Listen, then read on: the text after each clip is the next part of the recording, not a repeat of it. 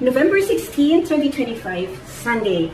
Ang beeper mo, old school or your text messages, or your cell phone, or different gadgets, they keep on alerting you. And they happen during the most inconvenient time while you're sleeping, and somehow they cause quarrel and conflict within your workplace, or conflict with your spouse or partner because of this person who got your number somehow and always at it. There's always something to talk about, there's always something to update. So what do you do? Na-experience mo na ba yan? Ikaw ba yung tinawagan o ikaw yung tumawag? At the most, like, meron bang message na hindi makapaghintay? Like, kailangan tonight na, kailangan notwithstanding the time zone difference, kailangan mo tumawag, kailangan mo maiparating yung iyong mensahe.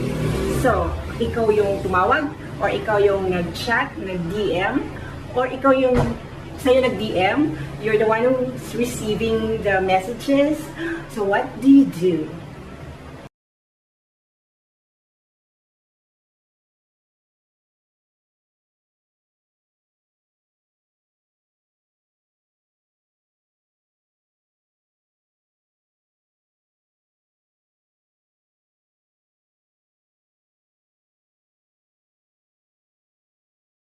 Hello, it's the 17th of November 2025. The answer to the question I posted yesterday. Let me begin by saying, and the training wheels came off. To ask the reason why they are removed from the life that you have, the proverbial car that you're driving, which is your life. To ask around why they came off would be an exercise in futility, because they will not bring back the training wheels. And why do I say that?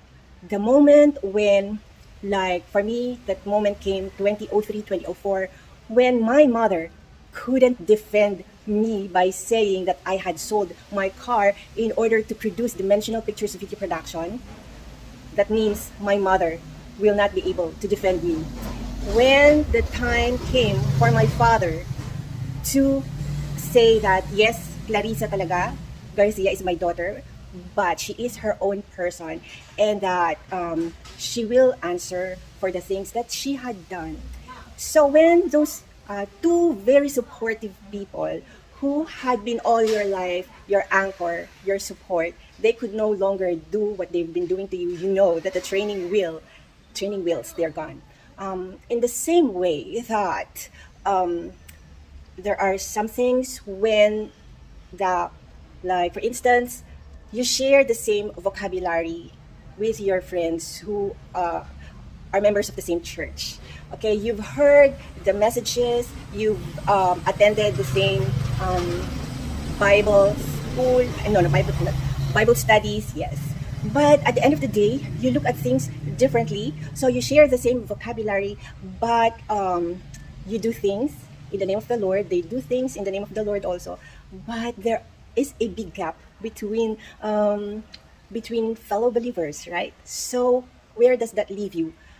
It leaves you like, okay, the theoretical studies, all the teachings, the doctrine, the theology, they have been handed to you, but it's time to leave the theoretical, because it's your life. That what you say and what you do, they are not because of the doctrines and the theories, but because of you as a person have managed to make actions or do actions that matter to each other. And from here on, whatever you say, whatever you do, that is on you, and that it's going to be you for the rest of your life. Are you going to be stuck with crazy idea that a fellow or your classmates in Bible studies have also sat down, but they arrived at different conclusion than you? So you look at your right, and there's no one. So who can you turn to and say, you and me against the world? And there was none. My mother, learning talaga, she was incapacitated. She could no longer provide the material, and also she cannot fight your battle. I had growing kids. My brother had a family of his own, and he just got married at that time. So literally, it's just you. It's just you. So it came to a point that at first I was overwhelmed by the idea that the trading wheels, they're gone, that I am on my own. And then something kicked in. I realized that life is not a sprint, it's not a race, it's a marathon. And that I was a work in progress. So, two different approaches. One, you share the same vocabulary that's in the church.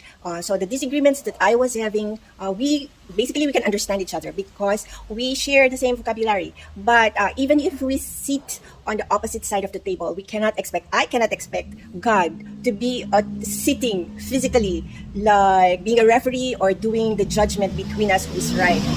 And the same goes for her. So we speak as if we're fellow believers, right? We speak as if there is a God, but it's not you and it's not me. He is not you, he is not me. So where do we go from here? For me, when it hit me, what is the manifestation usually of God? Because I cannot, I was alone. I alone was holding that belief. More on this later. And then I realized that even if God is not here physically, just like a tree of unknown origin, just like a plant, a seedling, you don't know what kind of tree, whether you are right or you are wrong.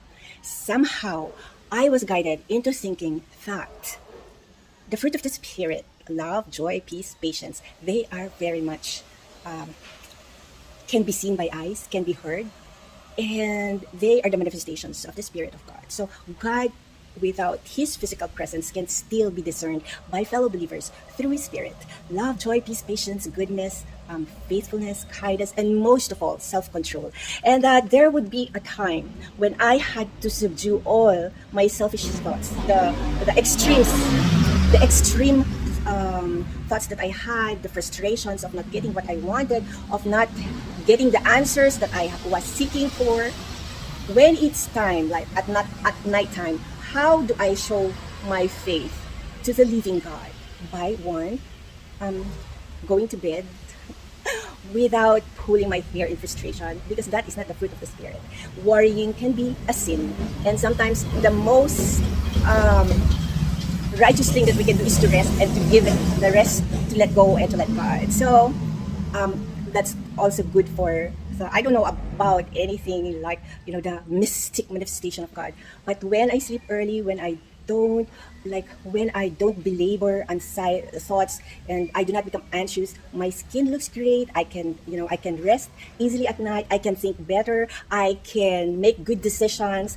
So that's good enough for me. And as I said, it's the deliverance and God's answer comes also in waiting, not having living it in His time and in His way, and in the meantime doing what I can. And it really helped me. I was less belligerent and I was more tolerant, and because I was at peace, I wasn't fooling bluffing.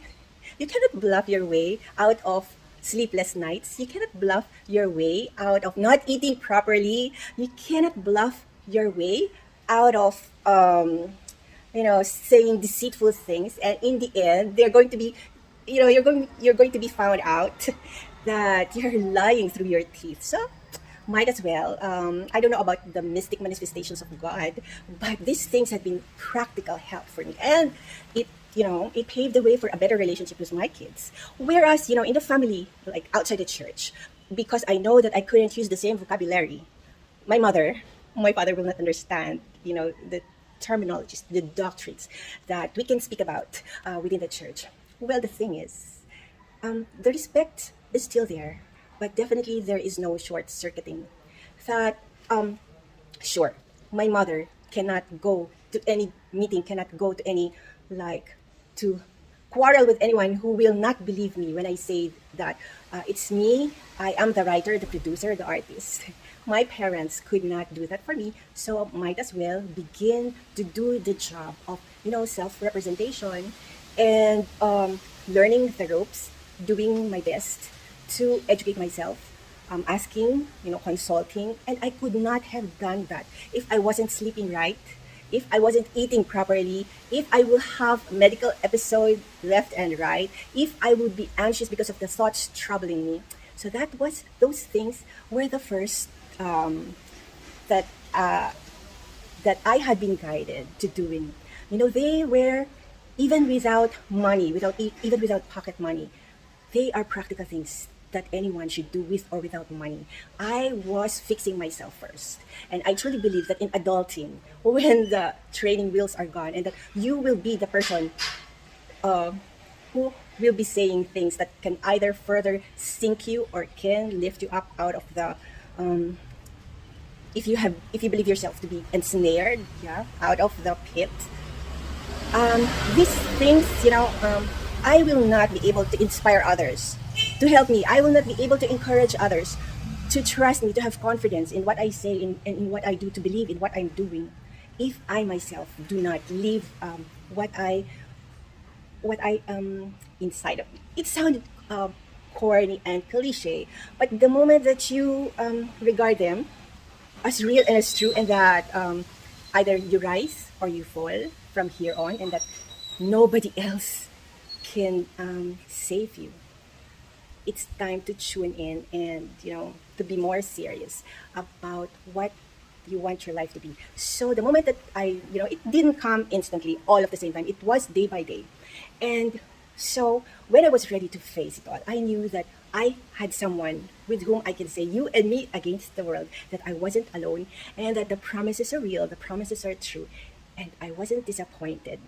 Yeah, that is a very practical. It's not very, new age thing, or something that incurring a higher form of knowledge or something like that. Good for you if you have if you will find the meaning of life in those things, which I truly believe will crush against the reality of this life, flesh, and with so much unbelief. Having a first base, like living your life among people who do not know about these things, and you cannot repeat what you have been taught, like in Sunday school and in Bible study, because they would close their doors, and they would, that's instinctive, right? Oh, you just want to recruit me. Oh, you just want to do all that Jesus, come to Jesus moments. They would be so guarded, but there is a better way than that, and I found it for myself. So that's it for now. And yes, I had someone with me when I said it's you and me against the world, and that life is not a race, it's a marathon. It's a never-ending learning process, a work in progress. So that would be my first sharing in finding the resolution. It starts with a person. It's corny, it's cliche, but it's also not expensive. Even in bankruptcy, you can do that. Even with so many people pointing accusing fingers at you, you can do that. It's possible to sleep better at night. Yes, it's also possible, amidst people yelling and shouting. Yes, you can respond with a higher decibel of voice, which I did, and it did me no good. But it's very possible, to de-escalate, but still to remain true to your calling.